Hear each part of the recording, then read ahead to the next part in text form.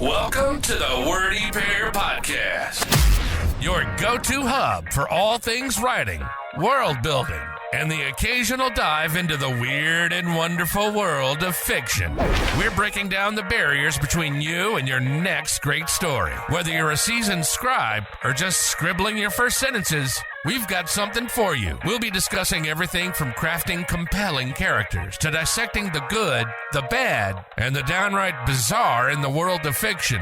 Okay, this script says you guys are eccentric. Isn't that just a 3-syllable word for weird? No offense.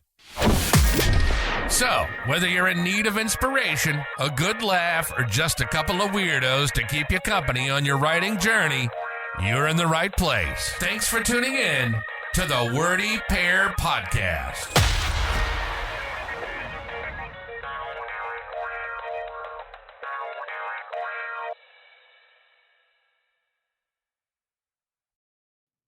Hello and welcome everybody to the Wordy Pair Podcast. As always, I'm Rudy. And I'm pondering if my chair is louder than it used to be. I mean, it might be. They do deteriorate. Well, no, it's a new chair, so it has more creaky bits than the last one. Oh. Well, it sounds like you just need some white lithium grease or something. I'll just cover it in pig grease. I wouldn't... Pig grease has too many aromatics, we'll say. You'll hear that Scooby-Doo noise when I go to sit down, and then I'll just shoot out of my chair. I mean, I can add that into the recording. Recording will become impossible because I can't actually position myself into a sitting position. I'll have to carry the microphone around my room like Bob Barker on Wheel of Fortune or whatever show he was on. I don't Price think is Right. Bob Barker. Bob Barker, Price is thank Right. you. Not the dinosaur guy. And I believe the Wheel of Fortune was Pat Sajak. So, you've derailed me. Oh, I was going to mention that it's not actually clear to me. There's an additional problem in that it's not actually clear to me which Scooby-Doo soundtrack you're referring to. But the banana peel slipping sound. Oh, okay. Or maybe the cartoon bongos. No, the whoop, whoop, whoop, whoop, that one. Oh, okay. I can't do a high pitch enough to really mimic it, but that's that's fair. Yeah, not the bongo one. Okay, we're already tangenting and we're out of practice. Forgive us. So No, we're very in practice for tangenting. What are we talking about today? I think we're talking about Terry Pratchett's book called Pyramids. From top to bottom, I think that's it. Well, from base to tip. Well, I mean, if you're going to bring physics into it, you picked an appropriate book for it. Technically, it's geometry, not physics. Oh, fine, whatever. Anyway. So, this was another book that you recommended. What was the book that we did a few weeks ago? Did we do a book a few weeks ago? I thought we just talked about Superman. No, I mean a few weeks before that. A Terry Pratchett book? Yeah. Oh, geez. Equal Rites. We did Equal Rites. Yes, Equal Rites. And then you said, "Oh, we should do Pyramids," and I was like, "Okay, let's do Pyramids." And then I picked up a copy of Pyramids and read it, and then you got very, very sick. Yeah, I didn't read it for a week, and then I didn't read it for another week, and then I got sick, and so I didn't read it for. Well, no, I did read it after I got sick, or in the middle of being sick. And now I am no longer sick, and Pyramids is read twice. And yeah, I've also read it in, say, 1.5 times. And I don't know, where do you want to get started with this one? I have a list of notable moments that I think I'd like to mention each of. All right, throw us a bullet point. What is your first notable moment? And then I'll give you one of mine. Okay, most notable moment. Or my first notable moment. Not most, but first. Near the beginning of the book, Tepik is sitting at the assassin's school, and he's kind of pondering his situation, and he says this, or he thinks this. And after all, what was there for him at home?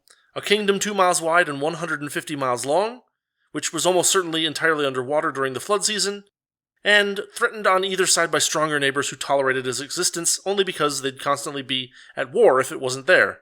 So, I guess the existence of the gel basin is better than war, at least, which is Kind of a low bar, but anyway. Yes, the Gel Basin. I love the names of the places in Discworld. Jelly Baby is the... That's my second point. Because Jelly Baby is perhaps the most excellent pun that I can think of in recent history. Because it's a pun on like 4 different levels. First off, the river is called the Gel, and it's a stand-in for the Nile. And then they say that the area around the Gel is called Jelly Baby. And he doesn't immediately say what that is, but he puts a little asterisk. And the asterisk says that Jelly Baby means children of the Gel, which is already a pun. Yeah. Because he's using the word baby spelled funny to describe something being a child of something else. And then the word is Jelly Baby, which in British is the name for like a candy of some sort or something like that. Yeah, it's the candy that Doctor Who was always handing out. I don't remember Doctor Who handing out candy. It was the Fourth Doctor. Tom Baker always carried a bag of Jelly Babies around, and he was always offering them to people. So what are they? Are they like gummy worms or something else? Except they're babies or something. They're baby-shaped? They're bigger than gummy bears. They're okay. But I'm guessing that they're either baby-shaped or I've never actually... You can never see them up close because modern televisions blur everything. Uh-huh. Well, I mean, if there's an object common in British culture that is shaped like a baby and is a thing that you eat, I would not be surprised that people blur it. Yeah, but I mean, at the very least, I'm sure that if someone wasn't making them before Tom Baker was Doctor Who, they certainly were after. I'm pretty sure they predate it. It's an old name, yeah. Yeah. I mean, I just, when I got to that pun and I looked at it, I kind of actually had to pause in awe of the complexity. And I have to ding it a little bit because it's entirely artificial. Right, like he came up with the idea that the word baby means children of, and he called the thing the Gel. So, it's not like he found some language where this is actually the case, but it's still a very good pun. It's an excellent pun. Yeah, no, it's the spelling that kind of makes it because he spells it DJELYBEYBI. If I'm remembering correctly. I think it's DJELI, but it's a difference without a distinction. Could be, yeah. And the other thing that I wanted to talk about that's related to this very strange spelling is the fact that I think every P in this book might be silent. Yeah, that's one of the like jokes even the ones that at some point in the book I started even reading the ones that shouldn't be silent as if they should be silent because it just felt Pythagorean? Right. Well, that one for sure. Pythagoras or Pythagora or whatever his name was. I don't think that one was supposed to be silent because that was one of the Ephebians. So we're dealing with essentially Ankh-Morpork is at the beginning, the big city in Discworld, but we're dealing with 3 areas in this book. It's the Gel area, and then it's the Kingdom of Sort, Tsort, which I'm guessing the T is not silent in that, even though the P's are silent in Jelly Baby. And the Kingdom of Ephebe. And the Pythagorean guy would have been one of the Ephebians, who are mathematicians and philosophers. Sort of. That's you get a bit more of that They're really more like parody mathematicians and philosophers. Yeah, they're kind of making fun or Arity. They're Aridian. Yes, if they made a game about them, it would be called Erodius. Yes. I also want to note that the back blurb on this is like one of the back blurb on this book is one of the least enticing things ever. Read it off. You might have a different version than me. Yeah, I'm looking at the Harper Fiction version that was published in or around 2013-ish. And the back of the book starts like this. Unlike most teenaged boys, Tepik isn't chasing girls and working at the mall. Instead, he's just inherited the throne of the Desert Kingdom Jelly Baby, a job that's come a bit earlier than he expected. A turn of his fate recently departed father wasn't too happy about either. Now, that first sentence, unlike most teenage boys, Tepik isn't chasing girls and working at the mall, would have already had me put this book down, assuming I didn't know who Terry Pratchett was. Well, especially in modern day writing, because then it gives you a pretty good idea. You would have a very... I would distrust it too, yes. Yeah, I would judge that book by its cover. Well, I don't know what mine says, but I'm not about to dig it out and figure that out unless I absolutely need to. Now, I think early on in the book, one of the most notable parts is he has that whole thing at the beginning where he's taking his final Assassin's exam to become a fully fledged member of the Assassin's Guild. And the Assassin's Guild is very interesting in the early books. You don't get as much about the guilds in the later Terry Pratchett books, but he had a lot about them in the earlier novels. And the Assassin's Guild was an interesting one because the idea behind it is that the patrician of Ankh-Morpork kind of made crime work. So there's all these criminal guilds that are official guilds in Ankh-Morpork. Yeah. And so the Assassin's Guild is, much like the Thieves Guild has to leave receipts and things, the Assassin's Guild doesn't like the idea of anyone being assassinated without payment being accepted to it. It's disgusting to them for the most part. They have all these little rules about being an assassin and about what jobs you take and what you don't, and things are looked down on if you use certain methods versus others. Yeah. It's one of those things where it's considered a high-class guild. It's like very snobbish. A lot of rich people send their children to the Assassin's Guild. They consider it very like an aristocracy trade. Yeah. In fact, that's how Tepik gets sent there, is that his dad is like, go to Ankh-Morpork, and what's the most prestigious guild there? Assassins? You're in. Yeah. Yeah, his father is the king of Jelly Baby, and he will one day be the king as well. Right. That's probably just the test itself is pretty interesting because you get a good idea of who Tepik is, especially at the end of it, where he decides at one point he doesn't actually want to kill someone, and so part of the test, as far as he knows, is that you're going to have to kill someone at the end of it. Yeah, it's a practical exam. Yes, and so he decides that he's going to defy the test at the end of it, but completely by accident, his defiance actually does succeed in finishing the test. He decides to, what was it, his blowgun or something, or whatever he did, he threw his weapon off to the side, and it ricocheted and hit the bed where supposedly someone is sleeping. Yeah, it bounced around the room like a pinball. Yeah. The instructor that was giving him the test kind of frowned and said, "You're all trying to look too impressive," or similar to that. He wasn't happy about the youth of the Assassin's Guild trying to be more impressive than they needed to do an assassination. So to his teacher, it just looked like he was doing it with a flourish. But as it turned out, there wasn't actually a real person in there anyway. So that's it. He's succeeded. He's an assassin now, and now he's not going to do anything with it anyway, because it's like, well, he doesn't want to kill anyone. Yeah. So what's going to happen with this guy? And that's kind of where we end up getting him back over to Jelly Baby, where he becomes the king. The story gets lassoed. It gets lassoed and hogtied.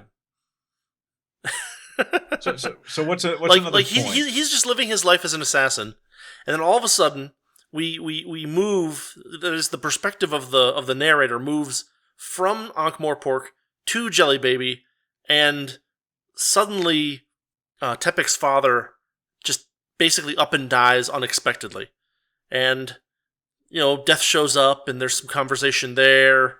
It doesn't quite go the way that Tepik's dad wanted it to go. And then there's like a magic bird symbol thing that goes and flies to Tepik and messes up Ankh-Morpork a bit, and then that's the story being lassoed and hogtied, because he's basically like, oh, I gotta go home now. So time to actually do the real story. Most of what happened in the beginning, except to establish his proficiency as an assassin, which we call into question later. Yeah. Most of what happens there doesn't really have much of a point. But what it did have that I did enjoy was that moment where this bird lands on his shoulder, and Yeah. all of a sudden, Tepik, he essentially says, "I have to go. My planet needs me." He has this, he has a vision of things happening back home, and he knows he has to return home, because his family, being the pharaohs of this river/desert region, they are considered part god. And one of the things about the Discworld and gods is that if people believe in gods on the Discworld, then they do exist.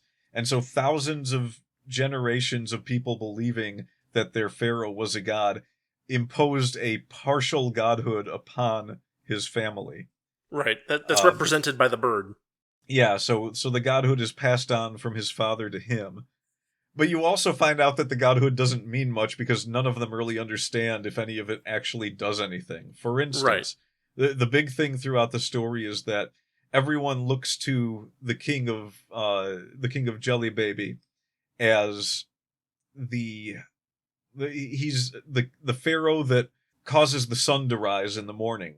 Right. But through conversations between Tepik and Tepik's father, they're both just like, yeah, I don't know how that works. I mean, sometimes I'm not even up when the sun comes up, but apparently I'm the one doing it. So yeah, much like a lot of the Terry Pratchett stories, the gods play a very weird and interesting role in several parts of the story that come later. Mm-hmm. So right before he leaves, there's one little element of the story that I thought was rather funny. Tepik and his friends have all finished their assassin's test, and they've all gone out to celebrate. And they go to a place to get some dinner, and they decide to get some deep sea blowfish. And we know what blowfish is like in reality here, where it has a poisonous gland, and you gotta make sure that you're not poisoned by the whatever type of toxin that it has, and it can be fatal, and yada yada yada. But in the Discworld. In the Discworld, if you eat deep-sea blowfish and it is still got stuff in it, it's not that you die of poisoning, it is that you explode. Yeah. You expand and then explode. Unless they're prepared in exactly the right way over a 6-week period, they react catastrophically with your stomach acids. There's even more Terry about Pratchett. He's always been very on form, but there's just something about his older jokes that when they really land, they really land. It must have been done properly, otherwise the place would now be wearing him as wallpaper. Yeah, good stuff. Enjoyable. There's also a thing about... there's a very good joke right before the seagull hits Tepik, where it's talking about how drunk they are. They're walking down the brass bridge across the Ankh River, and the three even now lurching across the deserted planks of the brass bridge were dead drunk assassins, and the men behind them were bent on inserting the significant comma. Yeah. Terry Pratchett is very good at using actual writing as a joke. Yeah, lots of very clever wordplay in this book. There's also a lot of, it's a little more sarcastic than a lot of Pratchett books are.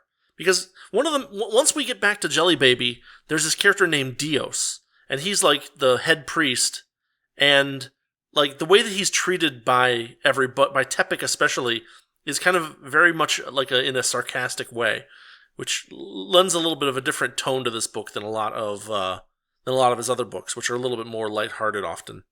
Well, his later books were more lighthearted. A lot of his earlier ones had a bit more of this kind of humor. Well, I guess maybe that's the wrong... this is more sarcastic than he usually is. He's not usually this sarcastic. Not biting caustic.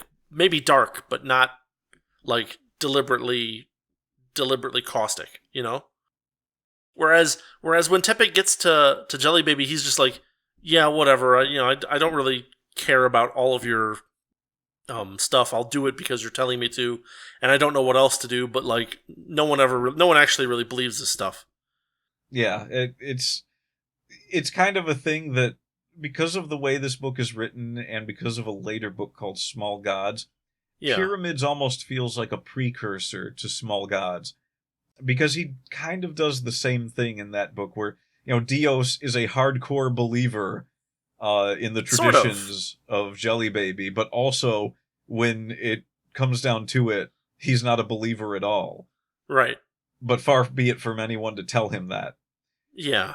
And then it's a weird and interesting mix. Yeah, and there's a similar character who's a bit more evil directly in the later books. In Small Gods, there's a character called Vorbis, who is the head priest of the Omnian Temple. And he's essentially the one that, again, just like Dios, his word is law, and he is feared and respected, and he often wields more power than, even kings and sometimes gods. Yeah. There's a part in Pyramids where Dios actually, he has this staff, and it gains a sort of power from its own existence. As Terry Pratchett described it, hundreds of generations had believed that staff could rule this world and the next. Mm-hmm. And so that belief empowers the staff to actually have some commanding authority. Yeah. Which actually, the first time I read that book must have been, back in the 90s. Mm-hmm. The mid-90s, probably. And it was, I missed the entire thing at the end, what happened, like, how things kind of had a loop to them. Mm-hmm. Yeah, it went right over my head until just this recent reading that I did. It's interesting that, because I was reading it and I was like, I couldn't remember what happened with Dios. I just remember that, he's technically the bad guy, but he's an awesome bad guy, and when it really came down to it, he wasn't that much of a bad guy. Like, Vorbis was downright evil in Small Gods, but Dios, probably the worst thing that you can say that he did. I mean, everyone was feeding people to alligators, so there wasn't much you could blame him for there. That was kind of a way of life there. Yeah. People would punish themselves, in fact, which one of my favorite parts of the book is, we'll get to that part. I think you know what I'm talking about. Yeah. But Dios it's almost like even his one real, like, kind of evil thing where he accuses the king of not being the king, even though he knows full well that it is the king. Yeah. But technically, he's right. I mean, everyone sees the king with that big pharaoh's mask on. And so obviously it's like, no, that's not your king. He doesn't have the face of the king, does he? Well, and of course, all the guards. Dios is all about trappings. Yeah. Yeah, so like all the traditions and everything that makes up the mythology of the pharaohs of Jelly Baby that's what the kingdom itself believes in, and that's what Dios enforces, because he does not like change. He does not like anything coming in from the outside world and affecting the traditions of Jelly Baby. But as you find out in the book, he does this because he loves those traditions, and he loves the kingdom that he's been a part of for all this time. There's a funny bit where someone mentions that Dios doesn't even allow himself to use the past tense. Yeah, he hates using the past tense. And there's something sneaky about Dios in parts of the book. Yeah. As you're reading, there's these things about him crossing a river and having to go back over the river, and he has some trepidation about it, but you don't actually know what he's doing. You just suspect that something is weird, and you don't know what. Yeah. Do you want to talk about that handshake real quick? Handshake? The handshake of the god. I don't remember that. Oh, it's one of my favorite parts of the book. The builder, the mason that is working on the pyramid, and Tepik in his godly attire, his pharaoh's attire, with Dios behind him. Uh-huh. One of the jokes that appears in a lot of Terry Pratchett's books is when kings try to get friendly with their subjects. Oh. The joke is that a lot of the times the subjects just wish that the king would be the king and not try to be all friendly. Yeah. Like, hey, that's how pretty common. Going? Yeah. Well, in Pyramids, there is this fantastic scene where Tepik is talking to the Masons, and they're, of course, everyone's practically sweating bullets because they're like, why is the godlike king addressing me? I'm nobody here. I'm just supposed to be working on this. And clearly everyone's uncomfortable with it. And he's asking the Mason, he's congratulating the Mason for his fine work, and then he goes to shake the Mason's hand, and Dios almost screams at him. He's like, sire, wait. And before he can stop him, I remember, Tepik has grabbed this man's hand and shook it. And after he's done shaking his hand, the man looks down at his hand, and he just starts screaming. And Dios has to take the king away and explain to him that now this man is never going to be able to use that hand for anything, because anything he does with it is not going to be pure enough for the godly touch that it has been given. Yeah. And Dios explains to him later on that the man's hand is going to be cut off, and Tepik is like, well, no, don't do that to him. He's like, you don't understand. He already tried to cut it off himself. 3 of his fellow Masons had to hold him down to stop him. Yeah. We're going to have to cut his hand off. And Tepik is like, oh, geez, okay, just do it for him, do it as painlessly as possible, and then give him a nice cushy career somewhere in the palace. Yeah. So it's just kind of to establish that everyone takes these traditions here really seriously, and Tepik, who was raised more in Ankh-Morpork by the Assassin's Guild, does not quite understand this. Well, we get the impression also that Tepik's father wasn't a particularly strong influence from the respect of traditions perspective either, right? Tepik's father himself. Okay, so one of the elements of the story is that Tepik's father dies, and the magic godly seagull bit of him flies away, and then Death meets him, and normally you would expect Death to take him, on his way, and he's like, yeah, unfortunately, that's not in the cards for you. I'm just here to make sure that you did in fact die, and I gotta go. And so Tepik's father becomes Tepik's father's ghost becomes a consistent character throughout this book, and is quite funny in a lot of places.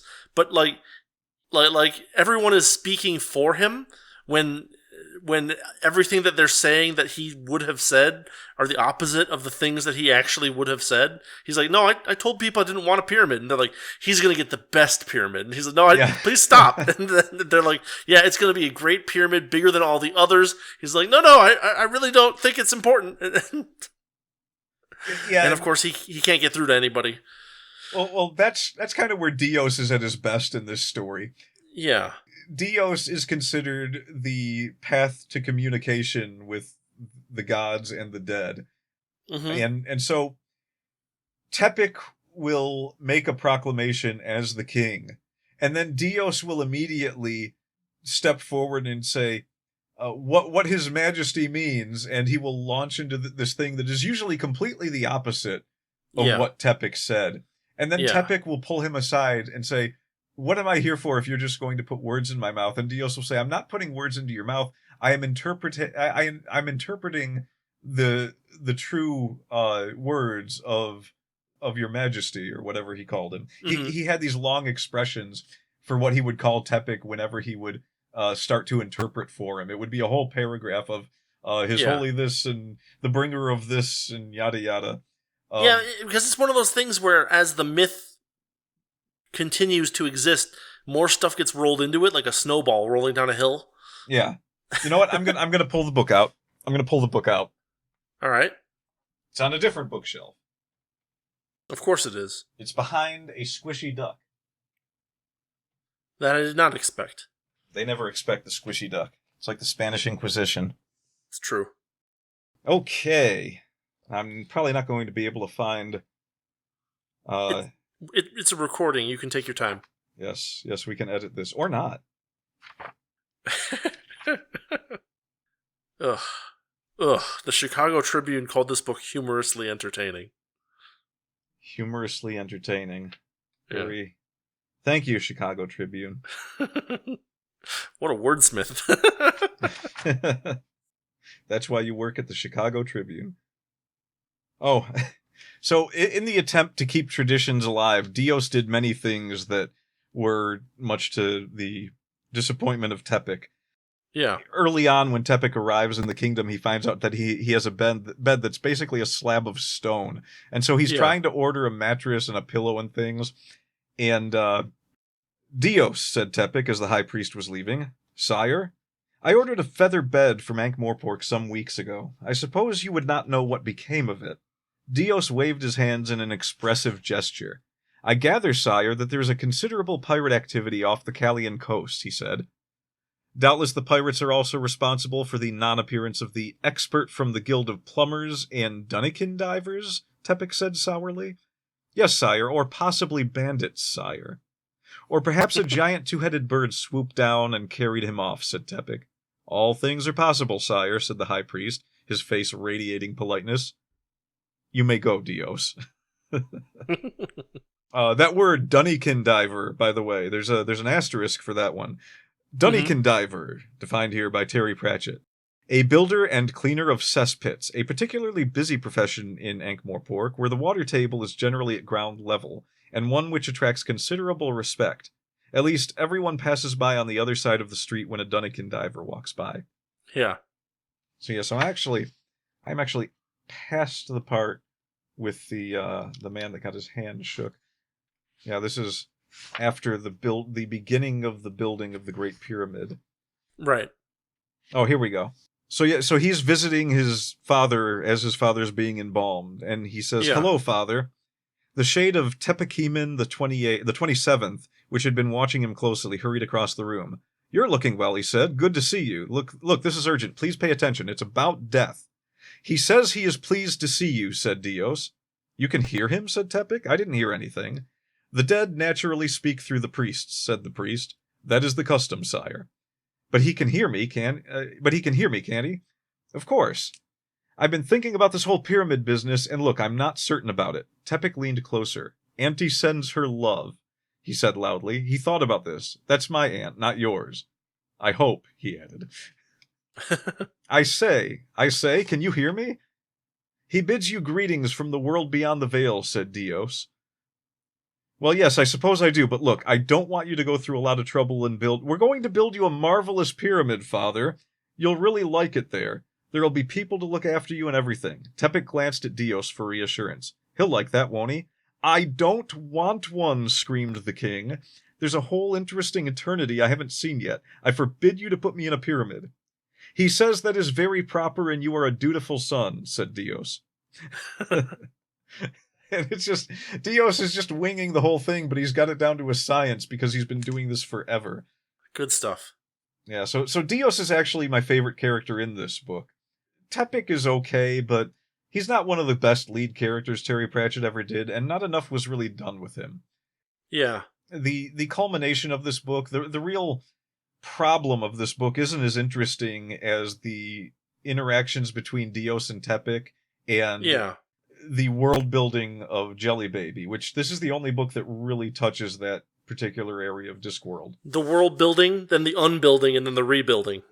Yeah, because like a lot of things in Discworld, this book kind of shapes a different future going forward. However, I also find it interesting, and since we don't really have to do this in order, and we talked about this earlier, where we kept jumping back and saying, "Oh, well, actually, we missed this part." We don't have to really talk about this in order. We don't have to go through a whole synopsis of the book. No, we shouldn't. So we can jump right to the end, because I was thinking about, usually saying something like, "Oh, what's the word for turning things on their head that people have been using forever?" And now it's slipping my mind. Expectations. What's the the only word in my head right now is defenestrate, and I know that's wrong. No, subverting expectations. Yeah. This book subverts expectations in a wonderful way. That has become a word or a phrase that kind of, when you hear it these days, it's like, oh, that's kind of just a synonym for this sucks. The reaction is kind of a "oh" with the "no" left unstated. Yeah, pretty much. Yeah. But Terry Pratchett's Pyramids has some great expectations or great subverted expectations. Mm-hmm. Because this book ends on a note where Tepik is kind of like, I don't want to do this whole ruling the kingdom thing, and I've already made some changes here, and a whole bunch of stuff happened that's going to cause a bunch of changes. And so the girl that is in the book, that normally he would be the hero who rescues the girl and then they get married or something or fall in love, whatever. Happily ever after, yada yada. Yeah, that never really happens in this book. There's in fact, it distinctly doesn't happen in this book for good reason. Yeah, very distinctly. One of the good reasons that it happens, of course, is that there is so much inbreeding in his family line that it turns out she's technically his sister anyway. Or his aunt. They're not sure. Or his aunt. They're not sure. But he essentially takes off from the kingdom. She does not want him to leave. He leaves her in charge. She is the new queen of the kingdom. Although, I don't know. I think they're going to refer to her as a king. One of the jokes in the story is that he had an aunt who was technically one of the pharaohs, but women weren't supposed to be pharaohs, so they just said she was a man, and so people were just like, "Yep, well, I mean, she's the king, so yeah, totally." Yeah, and so that's this. Her name was what? Terry, beginning with a P. Tracy or Tracy, yeah. Tracy with a P. Tracy with a P, and she ends up becoming the ruler of the kingdom. He takes off. She tries to stop him, and the implication is that like she might have been a little bit in love with him and kind of wants him to stay and help rule.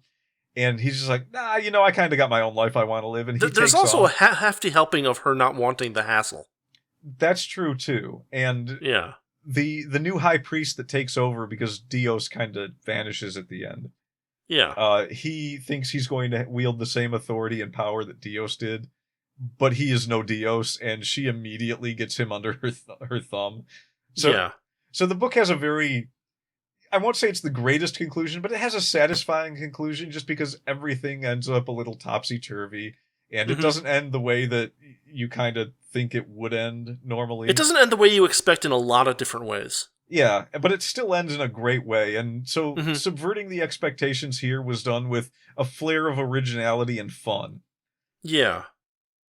It's not something that as opposed to uncreativity and boringness. Well, subverting expectation largely, like I said, it's a synonym. It's a synonym these days for this is going to suck. But it also usually leaves the impression. It can be done right.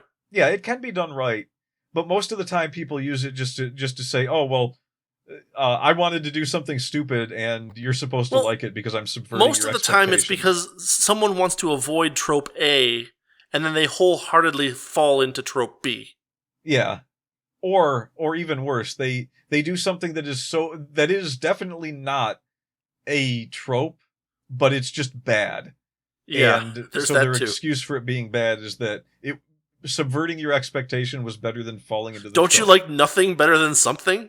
Yeah, exactly.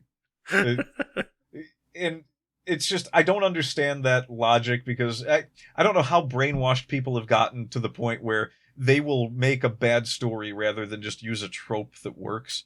And there's a lot of jadedness, and there's a lot of push to be quote unquote original, and not all of it is well directed.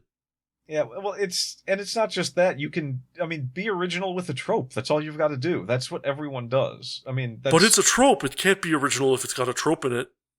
Yeah, the hero of 1,000 faces. That's essentially what it says. It's like, all these stories could look very different and very original, but here's the basic elements of it. You can't run from tropes. They're going to be in your story no matter. You won't notice half the ones you put in your story because you might not know where they came from.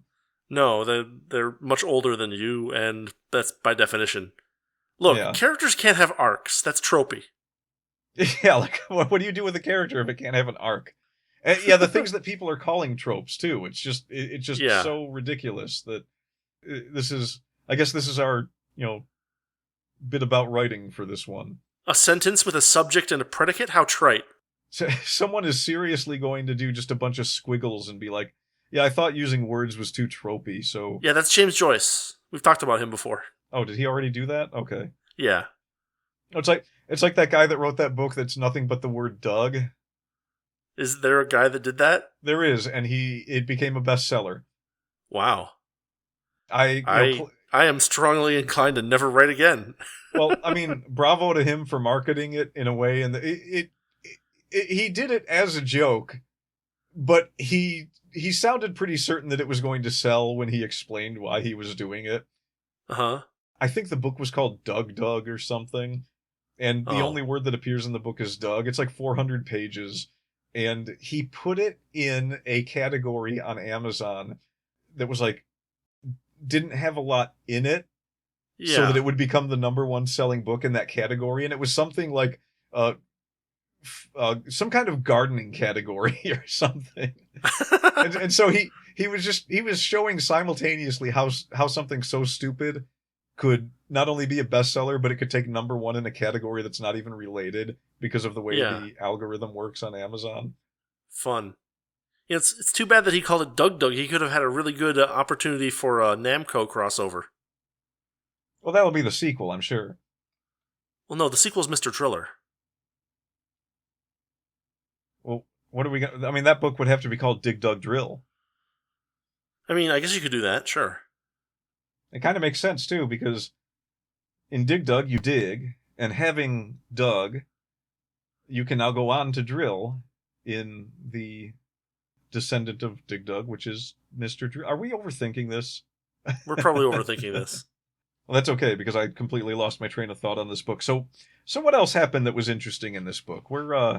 It turns out that pyramids are not just pyramids in this book. Yes. They're not just chunks of stone. And so, like, there's this whole rigmarole that takes up about a third of the book about the building of the Great Pyramid. And there's a lot of funny stuff there, like, they're talking about what they're going to, for instance, when they're first talking about the pyramid, they're talking about all the details. It's going to have, 3 labyrinths. They're like, he's like, I think it should have a labyrinth. And they're like, oh, only 1 labyrinth? He's like, well, okay, 2 labyrinths. And they're like, only 2 labyrinths? And he's like, okay, 3 labyrinths. And they're like, there you go. Now you're really thinking, stuff like that. By way of these 2 characters kind of trying to, like, one of them wanting to one-up previous pyramids, and the other one being, like, unfamiliar with the whole process, they kind of one-up themselves into this monstrosity. And then it turns out that the pyramids actually, like, gather and disperse extra time or something like that. And so there's this whole, like, chunk of the book where, like, people are being cloned so that they can do more work. And, they'll feel it later, but they aren't feeling it now, and all kinds of crazy stuff happens. It's very frantic near the third quarter of the book, where this pyramid is starting to have strange effects on the actual world, and these poor people are kind of suffering while also trying to take advantage of the weirdness going on. So part of their suffering is their own fault. Yeah. Well, that's kind of where the plot of the story comes in. They decide to build the biggest pyramid of all time for Tepik's father. And because of the nature of pyramids and what they do, they trap and slow down time and kind of bottle it up, so it has to flare off through the caps that they put on the pyramids every once in a while. But this pyramid was so big that as they're building it, it's capturing too much time and needs to be flared off. And so when they finally get to the point when they can cap it and have the time flare off, it sort of distorts time and space around them before they have a chance to do this. And one of the funnier things that happens is one of the head builders of the pyramid ends up, like, falling into the second dimension, and in a way in which he can only move forward in time by moving to the side. And he runs into a wall and can no longer move, and so time stops for him. So his brother and his father fold him up and just sort of carry him around for a good portion of the book. Yeah. They all have funky names. What are they called? Tasklup or something like that? Tasklup 2B and 2A and 2B. 2A and 2B. The father is Taklusp, and the sons are Taklusp 2A and 2B. And one of them is an engineer, and the other one is like a physicist. And they don't get along either. Or no, one of them's an engineer, one of them's an accountant. And they don't get along either because their instincts go in opposite directions. There's a lot of funny stuff there. Yeah, and they use the word quantum as a fill-in for, what was it again? Oh, I can't remember. They don't use it correctly. Yeah, they do not use it correctly, but it's a fun one for anyone that wants to read it to run into. Yeah, so there's the trip to what's it called? Ephebe or something like that. They make fun of Zeno's paradox, and like philosophy that comes to absurd conclusions kind of stuff. There's a guy that's like, tortoises, they're the fastest creature on the disc, and Tepic is like, really, tortoises, the fastest? He's like, well, logically, of course. Yeah, the logic, of course, is the old thing where it's like you have to fire an arrow where something is going to be, not where it is. And so he's proving that you can never hit a turtle with an arrow, but it, like, a lot of the other philosophers are there laughing at him because they're like, you're clearly not aiming for that turtle. Yeah. Well, it's a takeoff on Zeno's paradox, which was a real thing, but like, it's not actually a paradox. It's just a misunderstanding of how, like, breaking down things into fractions works. Yeah. It's Tepic and Tracy. They escape the kingdom before it folds in on itself. So what happens is Jelly Baby actually disappears into this space-time vortex. And the kingdoms of Phoebe and Sort find themselves at each other's border. So naturally, their instinct is to go to war with each other. Because they figure, this is the only reason that they haven't gone to war with each other, is that Jelly Baby is in between them. Yeah. And they have to ask the king of Jelly Baby if they can cross. Yeah, so this kind of builds some of the conflict of the story where... This is one of those ones where it's like, there isn't... The conflict of the story is... There's a couple different conflicts. Like, the kingdom disappears, and Tepic has to solve this problem. And on top of that, there's this war that ends up going on between Ephebe and Sort. And so that has to sort itself out. And then there's Dios, who is just trying to do everything he can to make sure that the kingdom never changes. And so he's kind of an obstacle that needs to be sorted out. And none of that in and of itself is the most epic story ever written, but it is all in fun and good fun. Yeah. Well, there's one more element of apparently the best mathematicians on the disc are camels. Yeah. The second best character in the book is a camel. Yeah. The camels all kind of take their names. Well, it's funny because, like, I mean, it's well thought out and funny because basically the camels all believe that their names are what the people that own them call them. And so, like, the main camel who becomes a character in the story's name is "You Bastard." Yeah. Stuff like that. So, you'll find a lot of funny ideas in this book where it's not just that it's a joke, but it's that the idea behind it is funny. And it, like, pokes fun at the way that people actually act or that people actually respond to things. And that's part of the appeal of this book in particular, is that it's not just jokes and puns. There's actually a little bit of depth to some of these jokes where you're like, oh, I could see how you could get there from there. It doesn't make perfect sense, but it actually does make a strange kind of sense.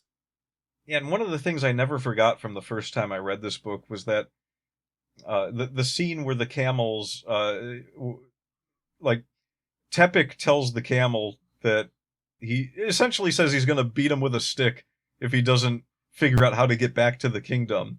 And he doesn't do this because he knows camels are good at math. He does this because there's a legend about how Jelly Baby itself came to be, and it essentially is that a camel herder had these thirsty camels, and then all of a sudden a river appeared. And so the idea behind the story, like Tepic interprets this, I forget exactly how in the book, but somehow he comes to the conclusion that, oh, wait, so the camels might be a part of what makes the water appear. But what really happens is the camel kind of looks at where the two lands meet and where the space-time problem was, and calculates a way to get back in, and just runs into it. And nobody else can figure out how that happened. So by blind luck alone, Tepik was able to convince a camel to take him back to the kingdom.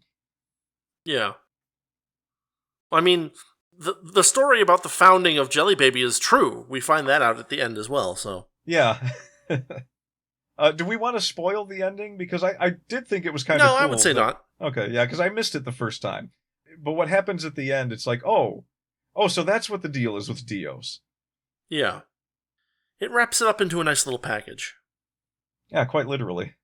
It's funny, when Tepik is rescuing Tracy, like, all of a sudden he's using his assassin training again, and like it had been like 100 pages since he had even mentioned it. And I was like, wait, what's going? Oh, right. Yeah. Oh, there was a setup for that payoff. Okay.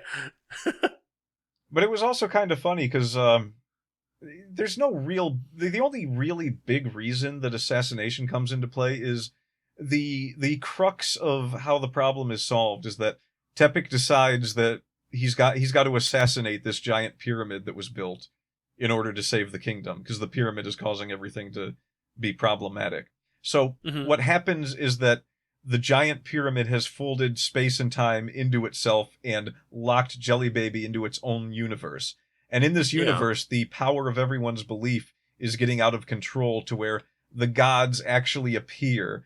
And because of all the different gods and all the different beliefs that the kingdom holds simultaneously, there's kind of this funny moment where all the different reasons that the sun rises in the sky, all the different gods that cause it, all appear, and they're all fighting over the sun to see who is going to make it rise. There's a giant dung beetle that supposedly rolls the sun into the sky every morning. There's the god Am appears for some reason. Or no, Offler, the crocodile god, appears, and he's part of it. There's a couple of gods that essentially have a rugby match with the sun, and one of the priests kind of starts calling it like a game, a soccer game or a rugby game. Yeah. It's a pretty interesting moment, but for the most part, everyone on the ground is just horrified because they're like, no, we're not actually supposed to see the gods. We're just supposed to believe in them. Why are they here? We're also not supposed to see the sun as a big old ball of dung or whatever. Yeah. Oh yeah, so Tepik comes back to save the kingdom, and one of the big things that hinders him in this is, the pyramid itself seems to be trying to slough him off, and then Dios, the power of Dios becomes magnified because of what everyone believes about Dios in this world. And not only that, but you also get a bit of a glimpse at the mummies who all start to rise from their grave due to what's happened. And they all learn a secret about Dios, which is pretty interesting, which I don't know if we should spoil that one either. Nope. All right, we'll leave that one to anyone who wants to read it, because Dios is a fun character, and it's really fun to learn what's going on with him at the end of the book. Yeah, no, it's a very good. It's one of those things that's built up very gradually, and then all of a sudden it kind of comes to a head, and it gets solved all at once, and you almost don't see it coming. So it's fun stuff, worth reading. Yes, and you do also get to see Tepik display some of the godly power that he too possesses as a result of this belief. So it all kind of plays out nice and heroically, and then everything kind of works out in the end for the most part. A lot of funny jokes about the architects of the pyramids, and they're pretty large side characters throughout the later half of the book. Yeah, well, I mean, yeah, they get folded in pretty well. At least one of them does. At least one of them, yeah. So yeah, Pyramids, Terry Pratchett. Good read. Any final thoughts? No, it's one of those books that there's so much going on that you do kind of lose a grasp on it. If you haven't read it very, very carefully. Like, I read it in full, I think, 3 or 4 weeks ago now. And, like, I forgot about the handshake thing. When you mentioned the handshake thing, for some reason I had in my mind there's a secret handshake, and there's some scene where they have a secret handshake toward each other, and I was like, the memory of that scene had like dimmed out to the aspect that you mentioning handshake didn't bring it up, but then you saying, oh yeah, we're gonna have to cut off that hand is like, oh, I know what you're talking about now. Yeah, there really is a lot going into this book too, and it was one of Terry Pratchett's early books, which is why I'm pretty sure that like he couldn't get all the ideas and thoughts down that he really wanted in this book, and that's why he went on to write Small Gods later on. Because Small Gods is another one where the main character, who I always called Brutha, but I think his real name is supposed to be Brother, because I think the joke is that he's a monk in the Temple of Am, and he's one of the...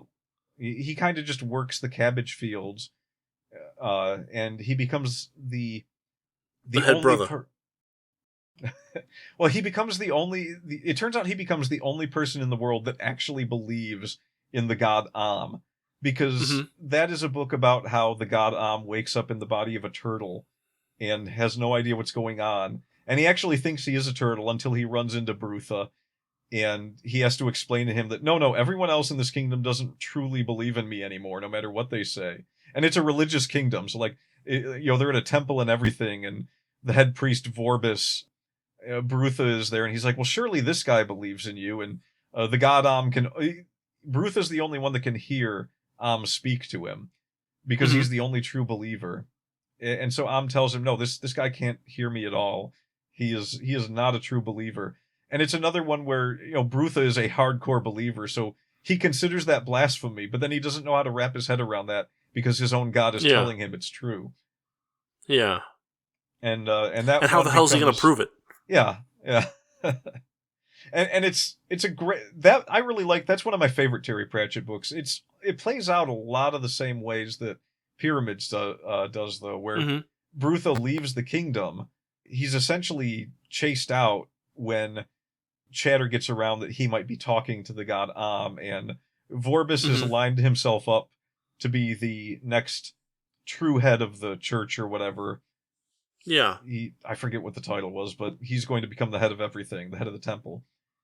And, or no, he's going to be the next prophet. And the prophets get to dictate new rules to everyone in the book that they write. They essentially write their own little piece of a Bible that gets added to the history of the prophecies of Am. But when it looks like it's going to be Brutha instead of Vorbis arranges events so that Brutha is taken out of the picture. And Brutha has to go and visit... I believe he, too, visits a Thebe, because he runs into a lot of philosophers as well. Okay. And in particular, he runs into one called Didactylos, who ends up helping him solve his problem of getting back to his kingdom and figuring out what to do about this turtle that is trying to become a full-fledged god again. It's also interesting to note that... You've read The Thief of Time, right? Yeah. Do you remember the character Lao Tse? Yeah. So his first appearance is in Small Gods. Oh, okay. I'm pretty sure. I think that's his first appearance.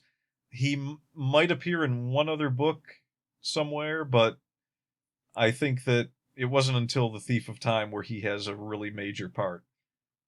Yeah. His part in Small Gods is not that large, but it's there. Okay, cool. All right. Well, I guess let's call this an episode. Yep. So we've got Pyramids, Small Gods, and Thief of Time. All good books that someone could read. Excellent books. I mean, I have to go read Small Gods, but Thief of Time was actually... I picked up... I think I was at King Books in Detroit, and they had a copy of it with a dust jacket and everything, and I picked that up, and that was one of the first Terry Pratchett books that I actually purchased. So, I've read it several times. Good book. Very good book. So do you think if we do another Terry Pratchett book, do you have any that you think would be fun to do? I don't know. You're the expert. I mean, I would say maybe we should take a look at Small Gods. We can do that. We can follow up the events here and kind of compare them if you want. Yeah, either that or some other personal favorite of yours I'd be happy to take a look at. Oh, I don't know about personal favorite, but there is one book. There's a book that's a little bit different than any of the other Terry Pratchett Discworld books. Okay. Unless we're counting like the Tiffany Aching books, but he wrote one called Eric. That was the first one I actually read. My introduction to Terry Pratchett was through the Discworld point-and-click adventure game on the PlayStation. Yeah. And I think I was like 15 when that came out, and when I found out that it was based on a series of books, I was already, a big Douglas Adams fan at the time. or at least a big reader of Douglas Adams. And I got a hold of the first Terry Pratchett book I got my hands on was Eric, which was something like the fourth book that had Rincewind in it. Okay. And Rincewind was also the main character that you played as in the game. So it was a good find, and I read it, and it's probably the weakest of all the Rincewind books.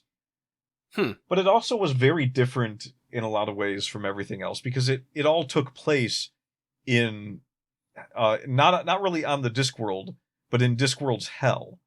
Okay.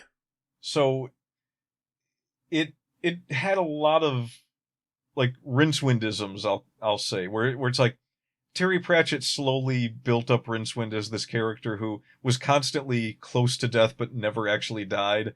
And one of the running gags with Death and Rincewind in the books was that Death would appear and try to convince Rincewind to just die.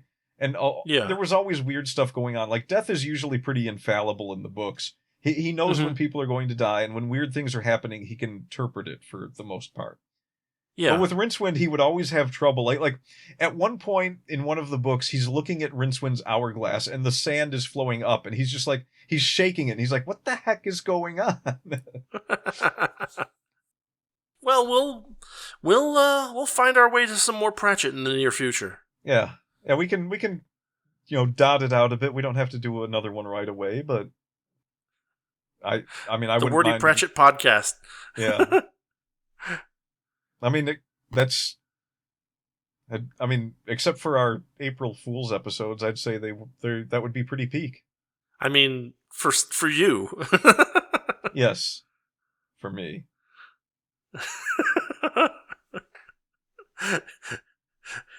All right. Well, we'll figure out what we'll talk about soon. And thanks for listening, everybody.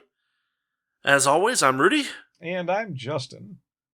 And we are out. See you next time. Thanks for listening to the Wordy Pair Podcast. Our passion is all things writing, world building, and getting into the weird and wonderful world of fiction. We hope you enjoyed our unique takes. If you did, make sure to like, rate, review, and subscribe to get your weekly dose of writing weirdness. We'll be back soon, but in the meantime, hit us up on Twitter. For Rudy, it's @Rudolph_Cone. And for Justin, @Ninja Mouse Chew. See you next time on the Wordy Pair Podcast.